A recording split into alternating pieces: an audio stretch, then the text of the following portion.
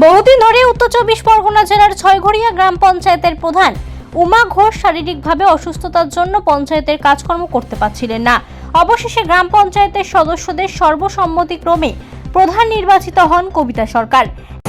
নতুন করে প্রধান বলতে আমাদের আগে যে প্রধান ম্যাডাম ছিলেন তিনি শারীরিকভাবে প্রচণ্ড অসুস্থ হতে তিনি বিডিও সাহেবের কাছে পদত্যাগ করেন এবং সাময়িক কিছুদিন আমাদের পরিষেবা চলছিল, কিন্তু সরকারিভাবে একটু প্রবলেম হচ্ছিল। আমরা দলের পক্ষ থেকে, তৃণমূলের দলের পক্ষ থেকে সর্বসম্মতিক্রমে আমাদের যতজন মেম্বার আছে সবার সর্বসম্মতিক্রমে আমরা সবিতা সরকারকে প্রধান হিসাবে আমরা নির্বাচিত করেছি। ভালো মেয়ে, সবার সাথে মিলেমিশে চলে, 426টা যে গোষ্ঠী আছে এখানে তার গোষ্ঠী সভানেত্রী এবং মানুষের সাথে চলার, মানুষের পরিষেবা দেওয়া এবং কাজ করার সুন্দর মানসিকতা আছে বলে দল তার উপরে দায়িত্ব দিয়েছে।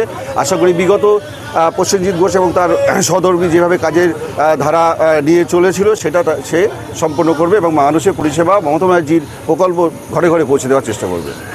এদিন পঞ্চায়েতের পাশে তাকে একটি সংবর্ধনা সভায় ফুলের মালা এবং উত্তরীয় পরিয়ে অভিবাদন জানানো হয়। পঞ্চায়েতের সকল সদস্য এবং পদাধিকারীদের উপস্থিতিতে উন্নয়নের কাজে শপথ নেন কবিতা সরকার। শব্দবাজি এবং আবির খেলে প্রধানকে উৎসাহিত করেন কর্মী এবং সমর্থকেরা।